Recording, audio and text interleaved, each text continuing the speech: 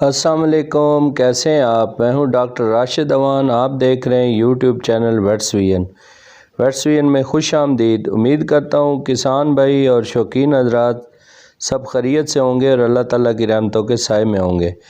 آج میں آپ کو گائے اور بھینسوں کی پاکستان میں آنے والی نئی بیماری جس کو لمپی سکن ڈیزیز کہتے ہیں، جو کہ پاکستان میں بڑی تیزی سے پھیل رہی ہے، اور اس کے بارے میں بتاؤں گا کہ یہ بیماری کیا ہے اور یہ کیسے پھیلتی ہے اور اس سے بچاؤ کے لیے کیا کیا حفاظتی اقدامات کرنے کی ضرورت ہے، اور خدا نخواستہ اگر جانور بیمار ہو جائے تو پھر اس کا علاج کیسے کیا جاتا ہے اور اس کو ٹریٹ کیسے کیا جاتا ہے۔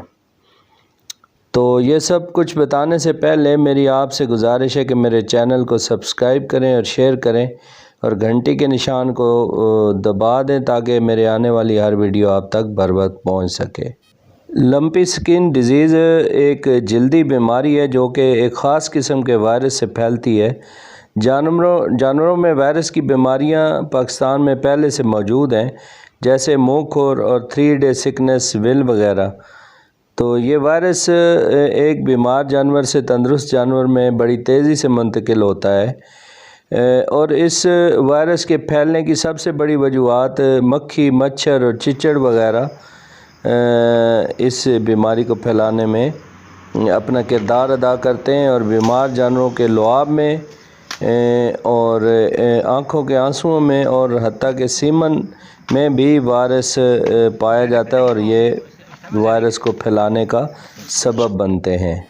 اس کی علامات میں جانوروں کو تیز بخار ہوتا ہے جس میں 105 اور 106 تک درجہ حرارت پہنچ جاتا ہے۔ جانوروں کی جلد پر بڑی بڑی گلٹیاں اور پھوڑے وغیرہ نمودار ہوتے ہیں، جسے عام پنجابی میں درپڑ وغیرہ بھی کہتے ہیں، اور یہ جسم کے ہر حصے پر نکلتے ہیں اور ناک کے اندر، آنکھ کے اندر اور حوانہ پر اور پوری جلد پر اس کا حملہ ہوتا ہے، اور اس کے علاوہ ان میں پیپ پڑ جاتی ہے اور یہ اس میں درد ہوتا ہے، شدید درد ہوتا ہے۔ جانور کمفرٹیبل نہیں ہوتا، وہ زیادہ بیٹھ نہیں سکتا اور زیادہ کھڑا ہونا پسند کرتا ہے، اور ناک میں دانوں کی وجہ سے سانس لینے میں دشواری کا سامنا کرتے ہیں۔ حاملہ جانور بچہ گرا دیتے ہیں، اور اس کے علاوہ ان کے پیٹ میں بچہ مر بھی سکتا ہے اس بیماری سے۔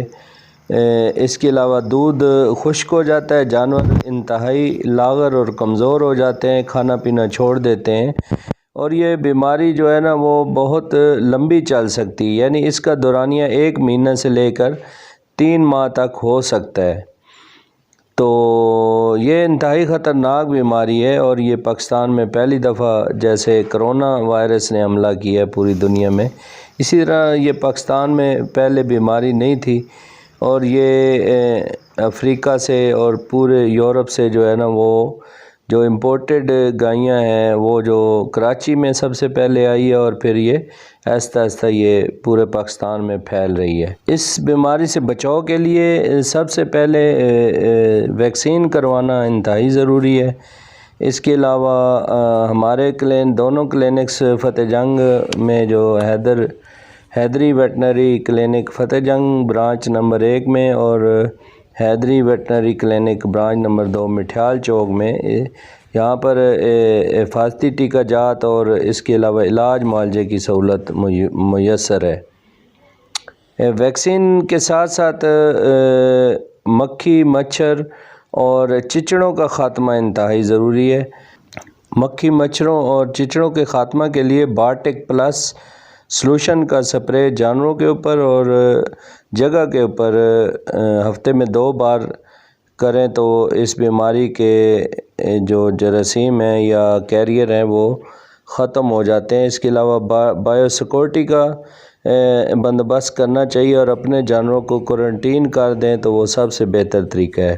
منڈی مویشیاں سے کوئی نیا جانور لائیں تو 15 دن کے لیے الگ تھلگ رکھیں، اور فارمر حضرات خود اگر منڈی مویشیاں سے آئیں تو بھی باہر والے کپڑے، جوتے تبدیل کر کے نہا دھو کر جانوروں کے پاس جائیں۔